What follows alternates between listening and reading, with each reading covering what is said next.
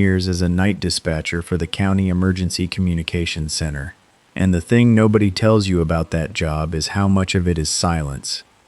On a slow shift, you might go 2 or 3 hours without a single call, sitting in a dark room with 6 monitors and a headset, watching a map of the county with little colored dots on it where the ambulances and deputies are parked, waiting. The coffee goes cold. The radio hisses. You learn the rhythm of your county at 3 in the morning better than any living person, better than the sheriff, better than the mayor, better than the people asleep in their beds. You know which stretch of highway the drunks come off of after the bars close in the next county. You know which nursing home calls right at the shift change, because that's when the aides find the ones who slipped away in their sleep. You know the farmhouse where an old man falls every single winter and lies on his kitchen floor until his daughter's morning call goes unanswered. You become a kind of shepherd for people who have no idea you exist, who will never thank you, who will only ever know you as a calm voice in the worst 10 minutes of their lives. I'm telling you all of this so you understand that I knew that county. I knew it the way you know the inside of your own mouth with your tongue, without ever having to look. And I want you to hold on to that, because the thing I'm going to describe didn't happen to a stranger in an unfamiliar place. It happened to me, in the one place on earth I was most certain I understood, and that certainty is exactly what it used against me. The system we used was called the CAD, Computer-Aided Dispatch. When a 911 call comes in, the software pulls the caller's location automatically off the phone company's data and drops a pin on my map.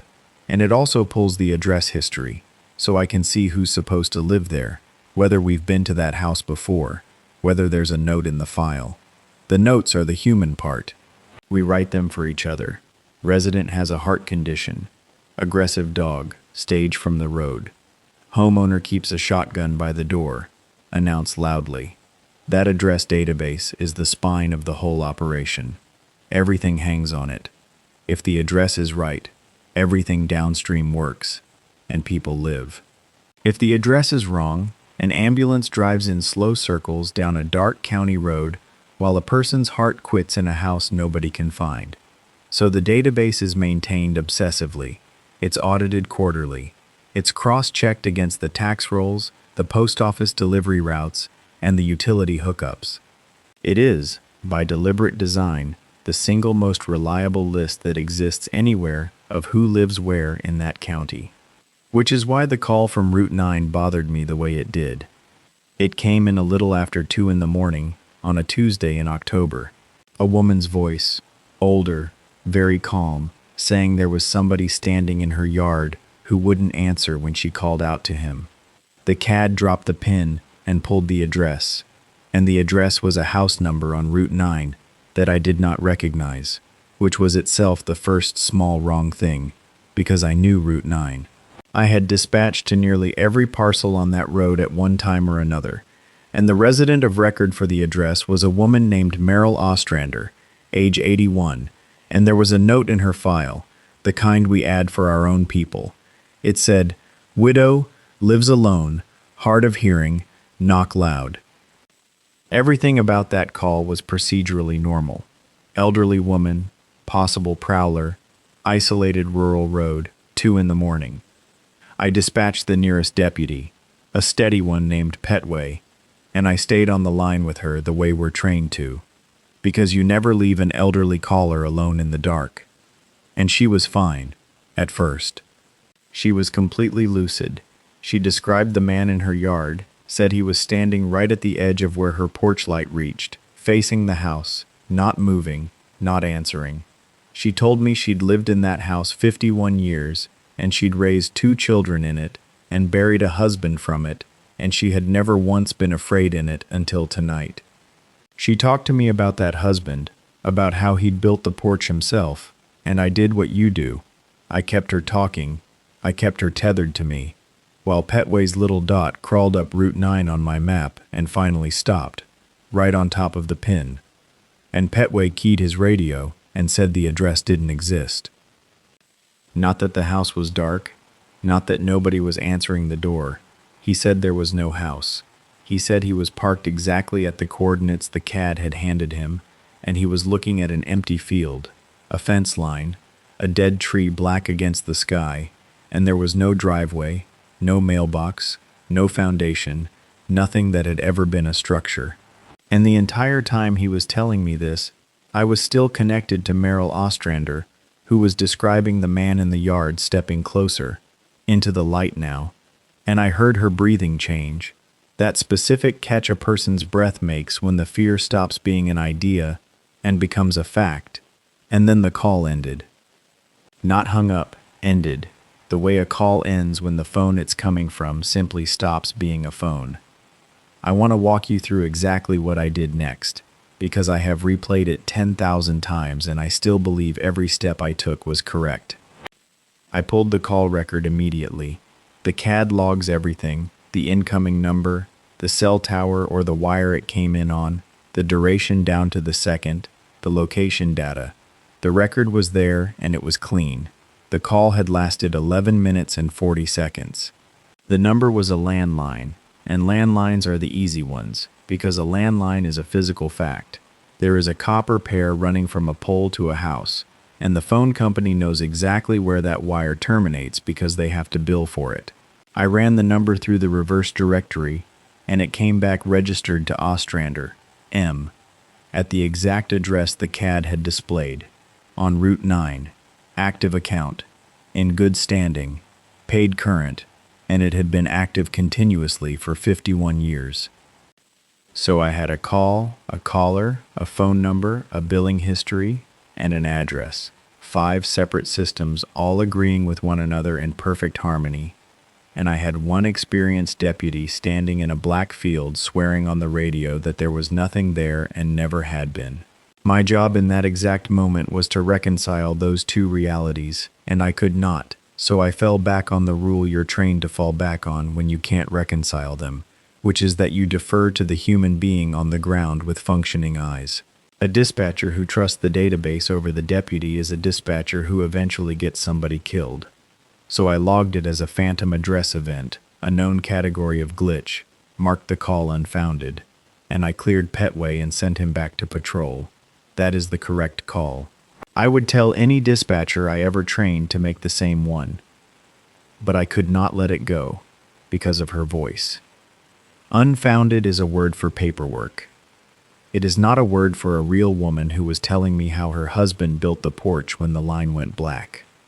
So on my lunch break, at 3 in the morning, in the blue light of the terminal, I did one small thing, and that one small thing is the loose thread that unraveled everything. I searched Meryl Ostrander's name in the wider county records, the vital statistics link we can reach from the dispatch floor. Meryl Ostrander had a death certificate. She had died in that house on Route 9 of heart failure at the age of 81. The date on the certificate was 19 years before the night I took her call. I sat with that number for a long time. My first honest thought was fraud, because I am not a superstitious person, and fraud is what actually happens. Someone squatting in a dead relative's house, keeping the phone and the pension alive.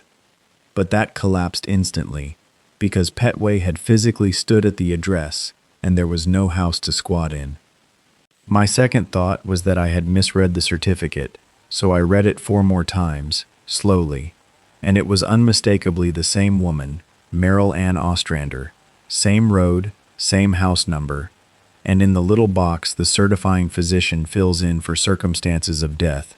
Someone had written that she had been found by a sheriff's deputy responding to a call she herself had placed, reporting a prowler in her yard. A call she herself had placed, 19 years earlier, reporting a prowler in her yard. I don't believe in ghosts, and I need that on the record, because otherwise this is just a scary campfire story, and it isn't one to me. It is the most careful investigation I have ever conducted, and every single road it went down was paved with real, notarized, county-issued documents. What I believed in was error. Systems are made of error the way a body is made of cells. I have spent my whole career hunting down the tiny wrong things in databases before they killed anyone. So I treated this exactly the way I would treat a fatal bad address, which is to say I opened it all the way up. I went to the detailed phone records, which took a favor from a technician I knew at the phone company, a guy named Deltz who owed me for a thing I won't get into. I asked him to pull every call ever placed from the Ostrander landline, its entire life. He called me back the next night and his voice was wrong, flattened out. He said the account had placed exactly one call in 19 years. One. The single call I had taken, that Tuesday in October. Before that, the line showed as active, billed monthly, physically connected, and passing the automated line integrity checks the company runs on every circuit every single night, for 19 years, without one call in or out. A living, silent phone kept in flawless working order by an automated billing system that had simply never been informed that the woman who owned it was in the ground. That was the detail that turned it for me. Not a ghost, a gap. A seam in the world where the machines kept faithfully doing their jobs and no human being ever arrived to tell them to stop. The billing kept billing, the nightly line checks kept passing, the address stayed alive in the CAD because it had a valid, paid billing record, and a valid paid billing record is precisely one of the things the CAD is built to trust above all else. The entire apparatus of the county had gone right on maintaining a woman who no longer existed, because at no point in 19 years had reality been allowed to file the paperwork that would close her out. But that raised a question that settled into my chest like a swallowed stone. Somebody pays a phone bill. 19 years of a phone bill is thousands of dollars. Automated systems do not pay themselves, and a debt account with no incoming payment gets suspended inside of 90 days. So who was paying? I asked Deltz to pull the payment source. He went silent on the line for a good 10 seconds, and then he said he was going to send me one single thing, and then he was going to forget we had ever spoken, and that I should do the exact same, and he hung up on me. What he sent, an hour later, was a scanned image of a payment authorization, the automatic monthly draft that had kept the Ostrander line breathing for 19 years. And the source account was not a person. It was a government line item. It drew from the general fund of the county I worked for, under a budget category I had seen referenced in internal memos 100 times and never once actually thought about, called continuity of service. Continuity of service.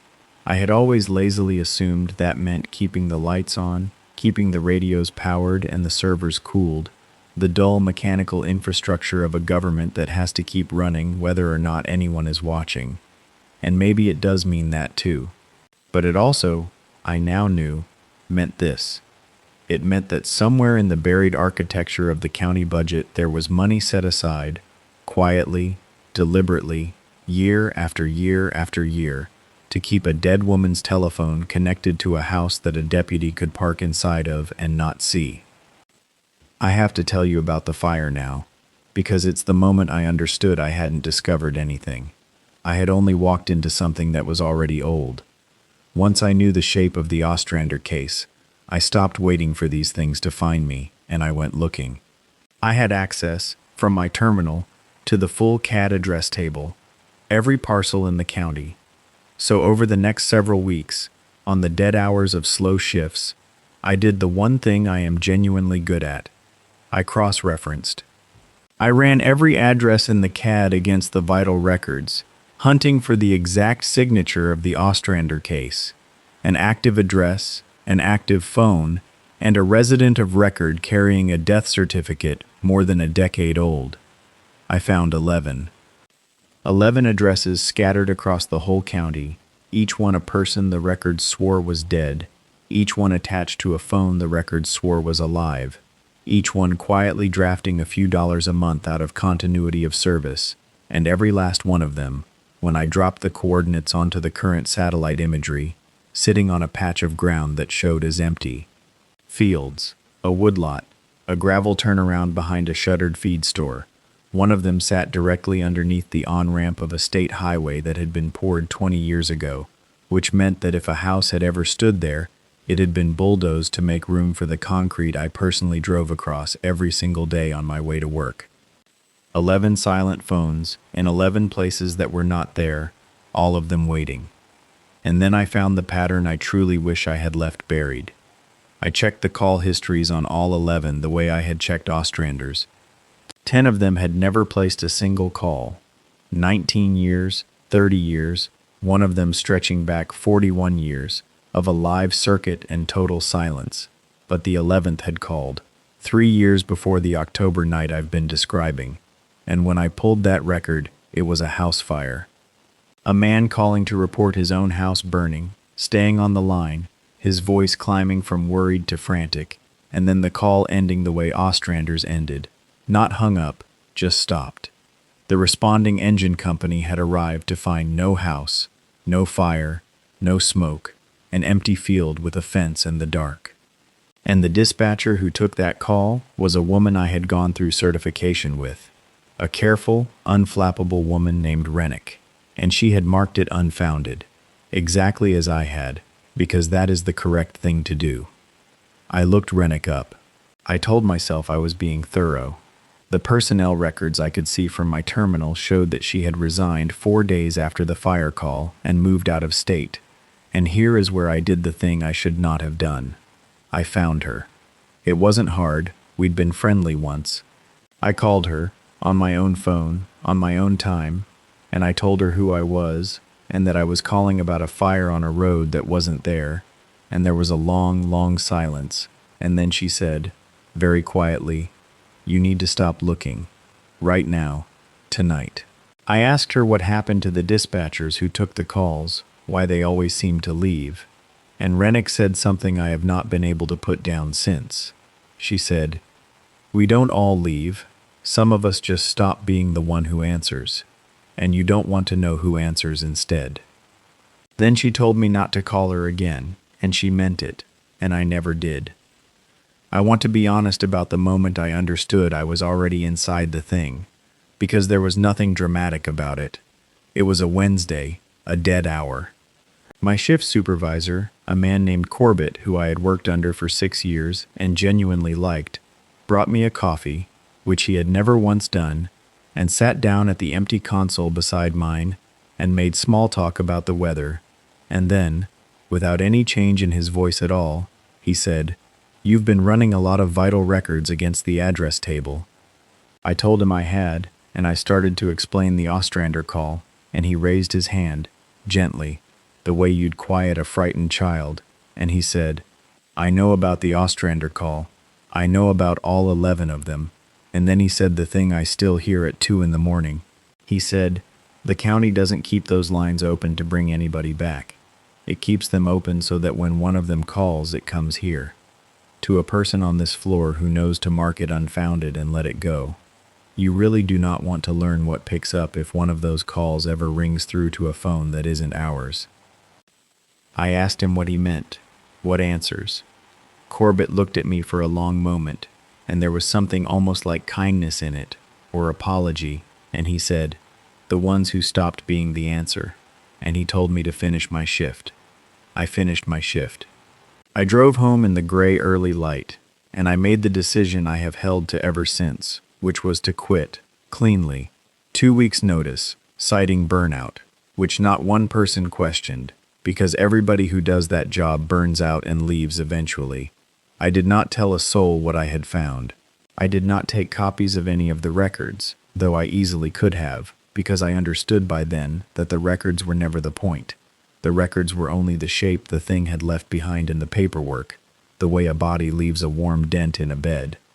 Taking the records would not have taken the thing. It would only have taken the shape, and left me standing there holding it in my 2 hands. That was almost 2 years ago. I do a different kind of work now, in a different county entirely, something with no headset, and no radio hiss, and no glowing map of little waiting dots. And for a long stretch I let myself believe I had gotten out clean, the way Corbett's careful wording had promised was possible, the way the ones who leave are apparently allowed to leave. But I still carry my old personal cell phone. Same number I've had for 15 years, the one I used to lock in my locker at the start of every shift. And about a month ago it rang, a little after 2 in the morning, and the screen showed a number I didn't recognize, a landline, and against every good instinct I have earned in my life, I answered it. I answered because 15 years of that work trained something into the meat of me that will not come out, which is that you always answer, because somewhere on the other end, there is a real person in the worst 10 minutes of their life who needs a calm voice. There was a woman on the line, older, very calm. She said there was somebody standing in her yard who wouldn't answer when she called out to him, and she gave me an address, and I knew the address, because I had typed it into a spreadsheet on a slow October shift almost 2 years ago, in a county I no longer live in. It was one of the 11. It was one of the empty fields. And she talked to me the way Meryl Ostrander had talked to me, about a husband long past and a whole life spent inside one set of walls, and I stood there in my kitchen in the dark and understood that the call had not come to a dispatcher who knew to mark it unfounded and let it go. It had come to my private number. It had followed me out of the building, out of the county, out of the job. It had found the one person who went looking. I didn't hang up. I need you to understand why. Corbett said the calls have to come to someone who knows to mark them unfounded, or else they ring through to a phone that isn't ours, and you don't want to know what answers. And I don't have a CAD anymore. I don't have a form to mark, a box to check, a deputy to send. All I have left is the training, and the training says you stay on the line, you keep them calm, you keep them company, until help arrives. So that is what I do. She calls every few nights now, always a little after 2, and I answer, and I stay with her, and I keep her steady, and no help ever comes, because I am the only one who knows to pick up, and I am afraid. I am genuinely and completely afraid of whatever it is that answers if I ever let it ring through to someone who doesn't. I have thought about changing my number.